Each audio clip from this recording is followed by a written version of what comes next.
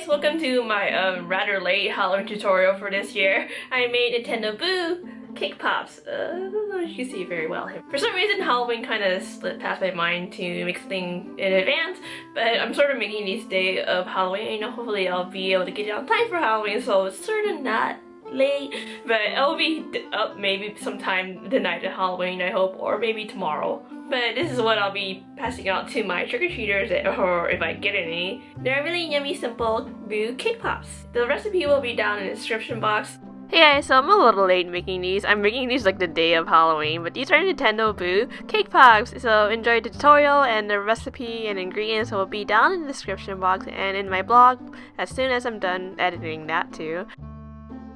And happy Halloween!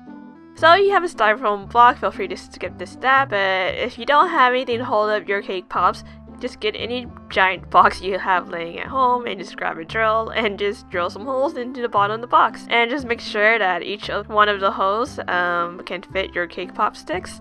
I try to make them around 1.5 inches apart, or maybe a little bit more, so you give the cake pops some room in between. And I made even extra holes just in case the holes didn't fit very well. You want them to hold up your cake pops enough and not fall through.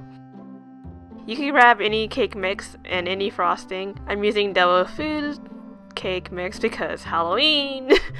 And I just followed instructions on the back of the box on how to make the cake. And I'm just showing you really quick how to make it. And since everyone's cake box mix is different, you just go according to what your instructions tell you.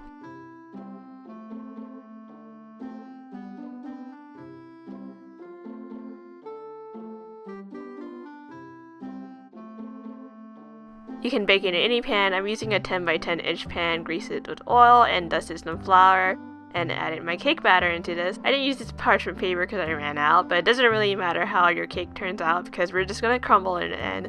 But I did smooth out the tops because that's just something I do.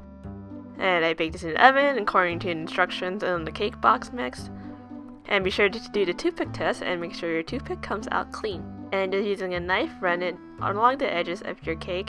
I'm just roughly pulling out the cake with my hands. I don't really care because we're gonna just crumble this cake up, taking piece by piece and placing it into a large bowl. Oh my god, it looks so good.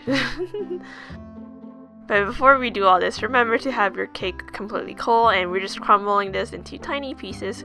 Crumble this very well. And with my can of frosting, I'm just gonna dump it all into the cake mix. It looks so good. I was so tempted to just eat out of this can of chocolate frosting, but I held myself back. Just fold this together completely until it's well combined. And then we roll this into balls, maybe smaller than a golf ball size, and you just place this on a pan. Pretty sure I made over 30 or so balls. We chill the cake pops in the refrigerator for at least 40 minutes or until it's firm. Dip the stick into some melted chocolate and stick into a cake ball halfway. Doing this, make sure the cake ball doesn't fall off the stick. Taking some chocolate chips, using the melted chocolate, attach it to the sides to make the arms. I'm gonna give it some time for the chocolate to harden before dipping this into melted chocolate.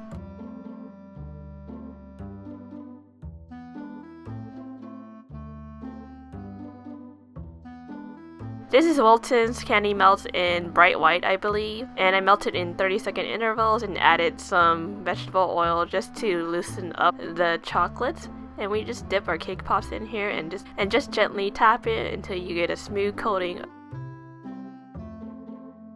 And we just let this dry until it's hardened before we continue on to the next step. I let them dry overnight on the cake stands just like this. The chocolate should seal the cake up so it doesn't dry out.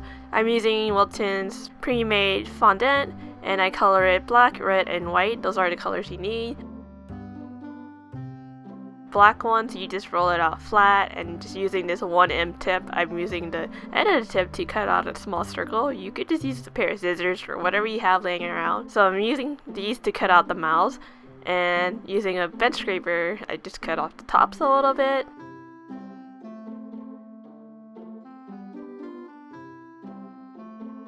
And this is like really intricate work. It took me a while to do this, so just using a toothpick, lightly wet the top of the parts where the teeth is supposed to be, and put little white fondant balls on top for the teeth. I put about like 4 on top because that seemed like the good number. 1, 2, 3, and the 4th ball. I had to make them pretty tiny so it fit onto here. And you can use a toothpick if it will help you a little bit, and we want to push it down very lightly so it will adhere to the other fondant. A pinkish reddish ball for the tongue. It was just a small ball and I just pressed it down. It's slightly bigger than my teeth fondant. And there you go, that's the mouth. It's much more easier to make it before you actually put on a cake pop, so it's better to make it ahead of time.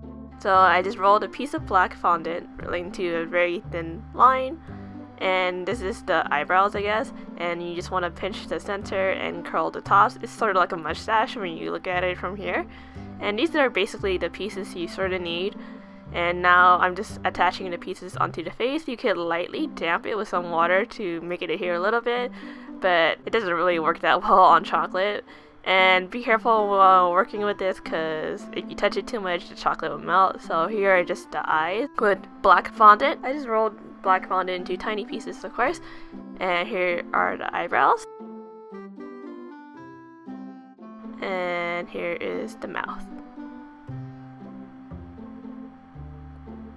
And you could adjust it by using a toothpick, because it's not really good to use your hands too much for this, because it'll like melt the chocolate if you touch the chocolate too much, and the heat from your hands will transfer over to it.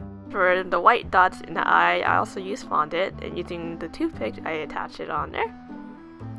You want to push down on the facial features a little. I kind of pressed down on the eyes a tiny bit so I could lay the white ones on top of it.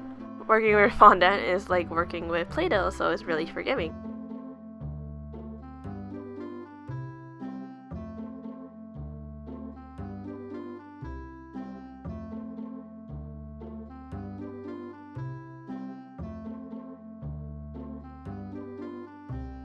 Thank you for watching my video. Please like, comment, subscribe. Be sure to watch my previous video. Follow me on my social media sites. I'll put them right here or somewhere. Watch my previous video. And if you guys want to see another cake pop tutorial, let me know. And maybe what kind of character you would like to see in my next video. And bye!